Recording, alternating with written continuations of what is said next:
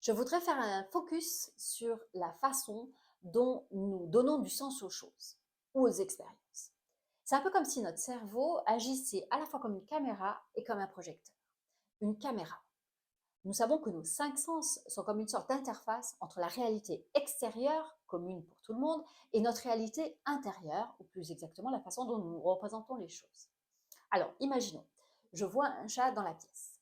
Donc, je vois un chat, mes yeux voient ce chat et transmettent l'information à mon cerveau.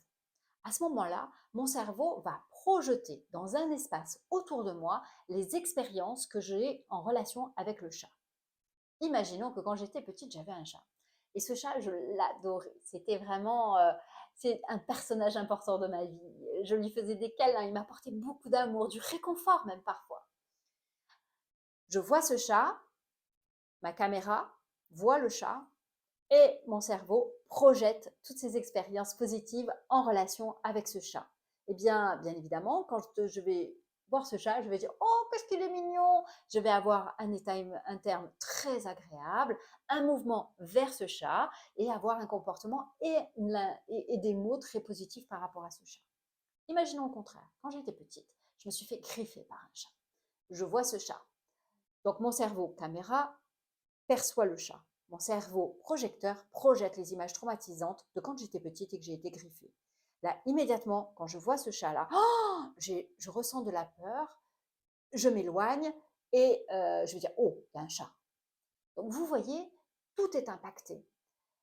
Bien évidemment, cette projection à l'intérieur de mon espace mental, en fait, est souvent très inconsciente pour la personne.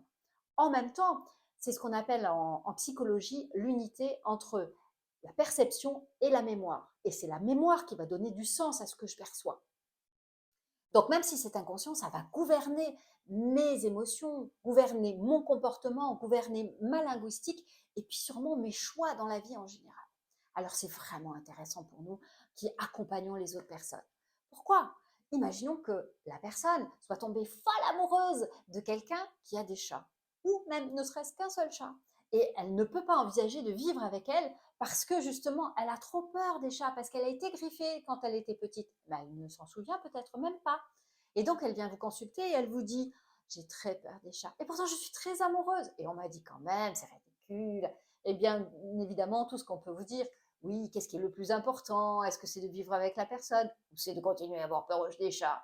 Bref, vous voyez, tout ce genre de choses qui partent d'un bon sentiment, mais qui ne sont pas vraiment aidants pour la personne qui a vraiment peur des chats.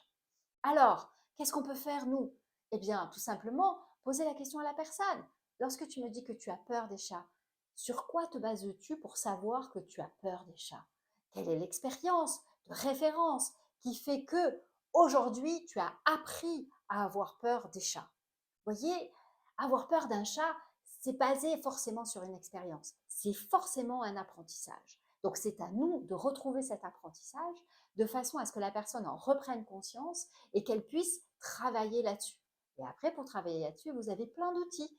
Et les PNListes le sauront, par exemple, traitement des phobies, des traumatismes, ou bien recadrage en 6 points, ou bien plein d'autres protocoles encore.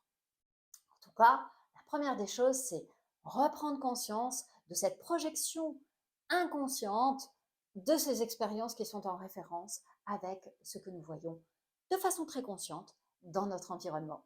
Allez, maintenant c'est à vous.